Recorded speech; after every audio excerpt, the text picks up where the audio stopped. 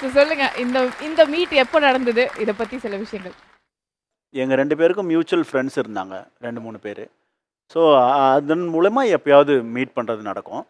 ஆம், நான் தீரன் முடிச்சுட்டு அஜித் சாருக்கு படம் பண்ண வந்துட்டேன். அவரு கைதி முடிச்சுட்டு விஜய் சாருக்கு படம் பண்ண போயிட்டாரு. ஸோ, அப்போ ரொம்ப நாளா மீட் பண்ணல.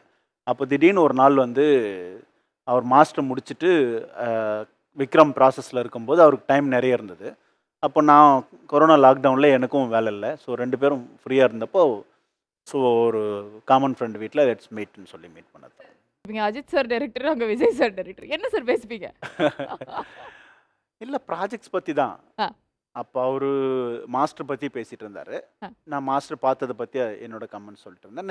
நீங்க இப்ப என்ன பண்றீங்க? வலிமையில என்னென்ன அப்படின்றத பத்தி பேசிட்டு என்ன ப்ராப்ளம்ஸ பிராக்டிகலா இப்ப நம்ம பேசுறோம்ல என்னென்ன பிரச்சனைன்ட்டு. ஸோ அந்த மாரி விஷயங்கள் தான். இங்க பேச முடியாத விஷயங்கள அங்க பேசுவோம் அவ்வளோதான்.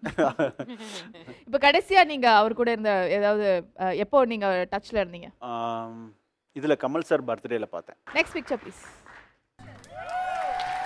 சார், இந்த ஸ்கில்ல பத்தி நம்ம பேசவே இல்ல. அவரு எப்ப ஹெலிகாம் வந்தாலும் அத வாங்கிப்பாரு கொஞ்ச நேரம். இதுல ஒரு ஸ்பெஷல் மேட்டர் இருக்கு. ஆம், ரஷ்யால வந்து அந்த பைக் பறக்கும். ஸோ அவங்க வந்து ஒரு 50 ஃபீட், 70 ஃபீட் வந்து பறப்பாங்க. பைக்ல பறப்பாங்க.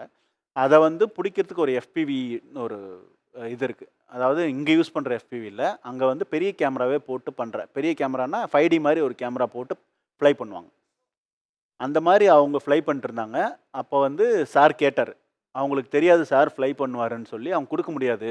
இத நீங்க கீழ போட்டுருவீங்க அப்படின்னு சொன்னோனே, அங்க இருந்த ஒரு மேனேஜர் நம்ம சைட்ல இருந்த மேனேஜர் போயிட்டு, இல்ல சாருக்கு அது நெறைய தெரியும்.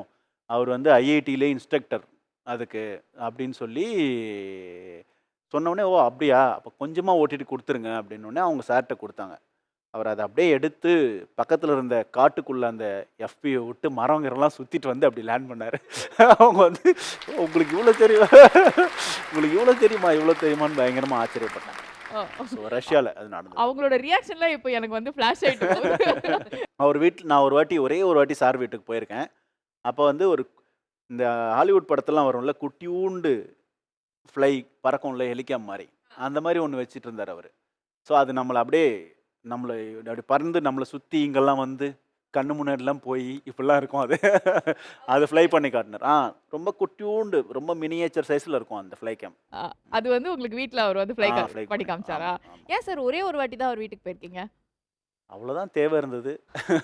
சார் ஆனாலும் நீங்க ரொம்ப ஸ்ட்ரிக்ட் ஆஃபீஸரா இருக்கீங்க சார். எங்களுக்கெல்லாம் டைம் கிடைச்சா டெய்லி போவோம். நீங்கலாம் ஒரே ஒரு வாட்டி தான் வந்து அஜித் சார் பெரும்பாலும் ஷூட்டிங் ஸ்பாட்ல மட்டும் தான் அவைலபிளா இருப்பாரு. மத்தபடி அவருடைய பர்சனல் ஸ்பேஸ்க்குள்ள நம்ம எதுக்கு ஓகே. அப்ப நீங்க டிஸ்டர்ப் வெளியில மீட் பண்ணி கதை சொல்றதெல்லாம் வெளிய தான் மீட் பண்ணுவீங்களா?